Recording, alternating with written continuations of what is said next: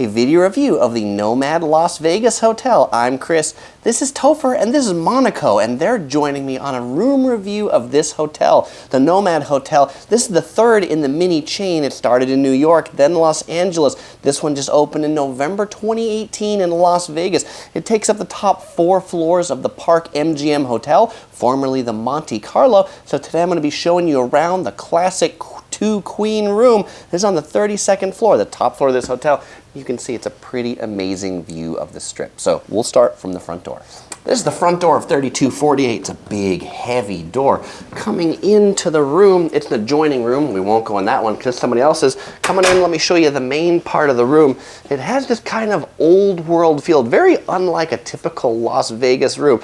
2 queen beds. The clock in the room is an analog clock, right? No digital clock in here. Kind of these oldish lamps. It's kind of a dark and moody feel. The whole hotel has a dark and moody feel. There are these decorative things in the corners, which as far as I can tell serve no function other than taking a little bit of space away from the room and the lamp. But let me show you this desk right here. This is the desk coming to the room. When you get your room key and you check in, it comes in this little velvet case right here. It's velvety, and the room keys, they're RFID room keys that say NoMad. On the desk here, there was a deck of NoMad playing cards and a handwritten note that says they hope I enjoy them. There's a little set of paper here that if you take a look, they've printed it and it actually has my name on the paper. It says NoMad in Residence Christopher Rainey. That is some pretty fancy stuff. On the desk, there's all power ports and things like that right here, USB chargers, big flat screen TV on the wall. A very interesting spot right here for the mini bar. Come and take a look at this trunk. It's got a trunk, it's got a drawer in it with a little bit of nothing. And then in there's the mini bar. They point out it does have a sensor on it, so I'm not going to open it up and touch anything because I don't want to get charged. Let me show you the closet over here. The closet by the front door. It's an illuminated closet, which I always like. In the closet, instead of an iron, there's actually a steamer right here. And a very fancy laundry bag, I should point out. Okay, let's take a look at the bathroom.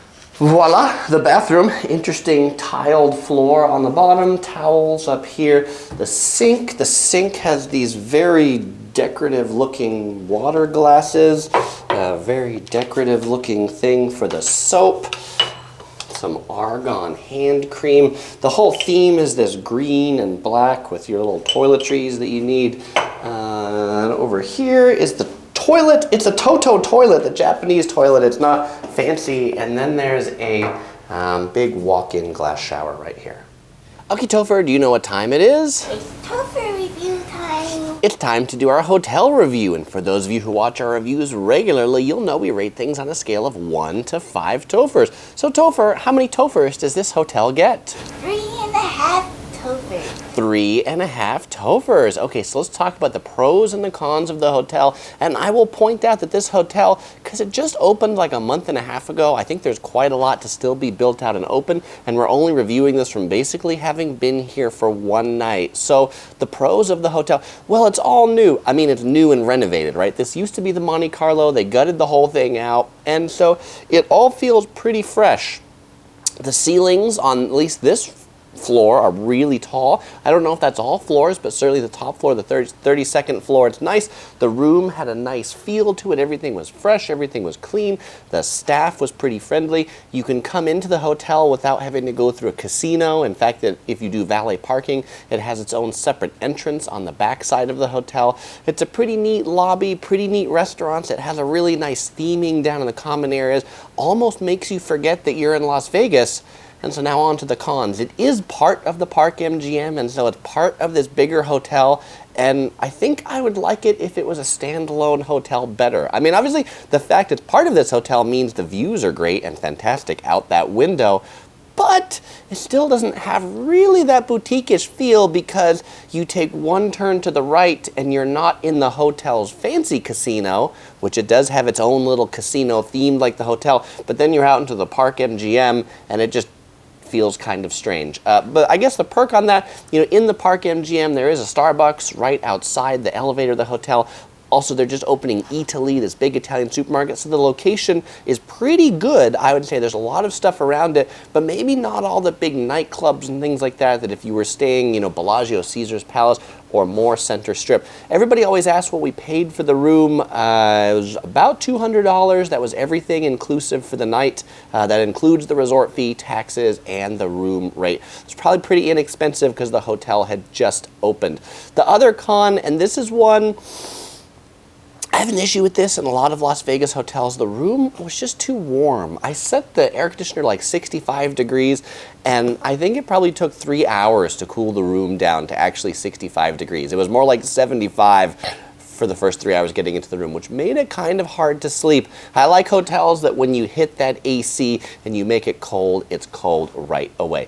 Well, hey, if you're coming to Vegas and you want kind of a unique hotel that's not a typical Vegas casino, definitely consider the NoMad. And if money's no object, there's a bar and a restaurant, some places you can eat. The breakfast is $30 a person for like 2 eggs, bacon, this and that. We did not have that. We ate at Starbucks, in case you're wondering. But the check-in staff told us their bar is one of the #1 rated around. Actually, the one in Manhattan was the #1 rated in the U.S. So if you like cocktails, definitely check out the NoMad Bar. Actually, you don't even have to be staying here to check out the bar. Just come into the Park MGM and find the signs that say NoMad Bar. All right, well, we hope you enjoyed this video. You might also enjoy watching some other videos in our Las Vegas series, including our 5 best luxury hotels on the Las Vegas Strip. This hotel's not on it because it wasn't open when this hotel was shot. All right, we won't say goodbye because we'll see you in that video.